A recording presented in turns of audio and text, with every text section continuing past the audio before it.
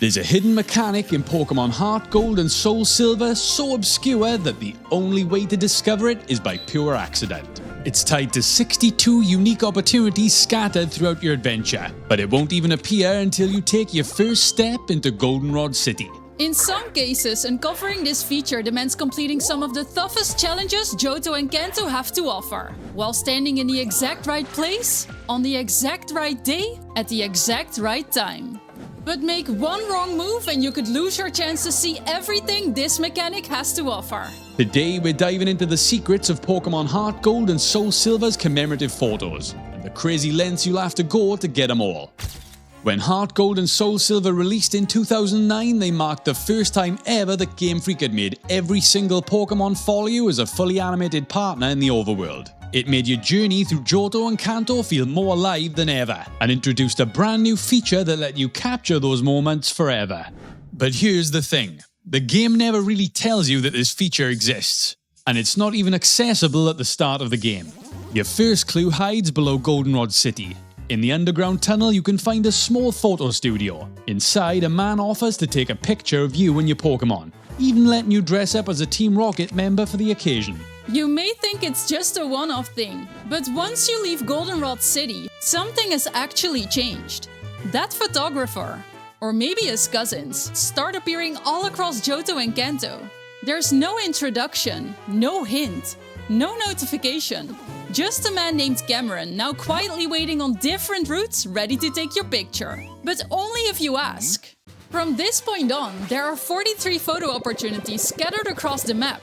But Cameron only appears in certain places on specific days of the week. There are 11 separate routes in Kanto and Johto where you can bump into Cameron, but only on 2 to 3 days of any given week. There are also a range of more iconic locations where he can be found, like the Pewter City Museum, the Safari Zone, Ice Path, Seaform Islands, and the top of Mount Silver's waterfall. Sometimes he only appears at night, like Olivine's Lighthouse, and in a few locations like Ecruteak City and Celadon's department store only once a week. But here's the kicker. During the first leg of your adventure, you've definitely already missed some great shots, as some of his photo spots won't even appear until after you've beaten Whitney, because only after earning her badge will Cameron start appearing in earlier areas like New Barktown, the ruins of Alf, or the Slowpoke Well. It's the kind of thing you could easily miss entirely. You can also find Cameron's house in Cyanwood City. Understandably, he's never home. However, you can take a picture yourself here with your team with the photo studio he set up, just like in Goldenrod City. Every one of these snapshots are stored in the PC in your very own album and serves as a nice record of your adventure and how you and your team evolved along the way. But as obscure as these team photos are, they're only half the story. There's another type of photo opportunity you can find hidden across Johto and Kanto, and some of them require you to complete the toughest challenges in the entire game in order to acquire them.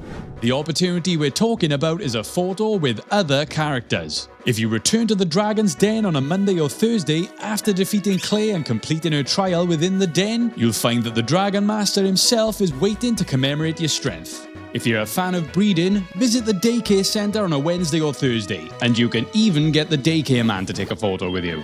But the most elusive photo of them all sits far to the east, in Pallet Town. If you return after completing the entire National Pokédex, excluding event Pokémon, Professor Oak himself will insist on taking a commemorative photo with you. Wonderful! Completing the National Pokédex just for a photo might sound extreme, but there's actually one more category of pictures that's even harder to unlock. A set of hidden photos with conditions so obscure that in one specific case, you could lose your opportunity to obtain it forever.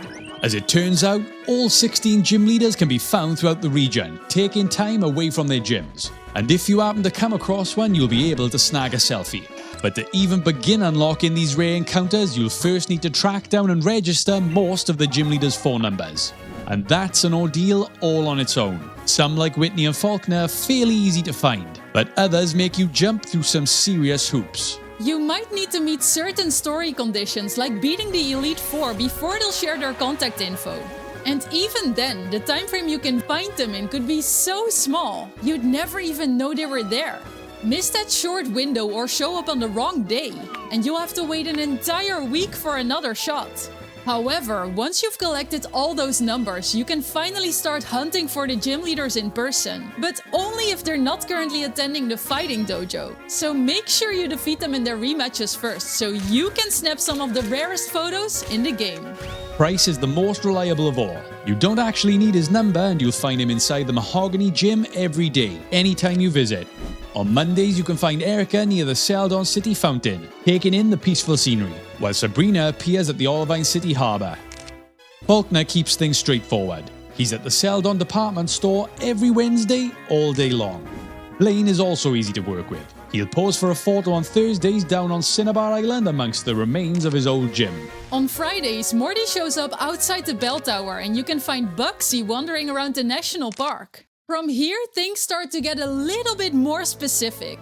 Whitney appears at the Goldenrod department store every evening for 3 hours between 6 and 9 p.m. Claire shows up in the Dragon's Den every day between 5 and 7 in the afternoon. And then there's Janine, who appears for only 2 hours at the Pokémon League reception gate every day from 6 to 8. Jasmine is on a tight schedule. She visits the Olivine City restaurant daily, but only for a single hour between 12 and 1. Brock takes it up a notch, making you show up on a specific day and time, appearing on the Route 2 entrance to Diglett's Cave on Tuesdays, Wednesdays, Fridays and Sundays between 5 and 9.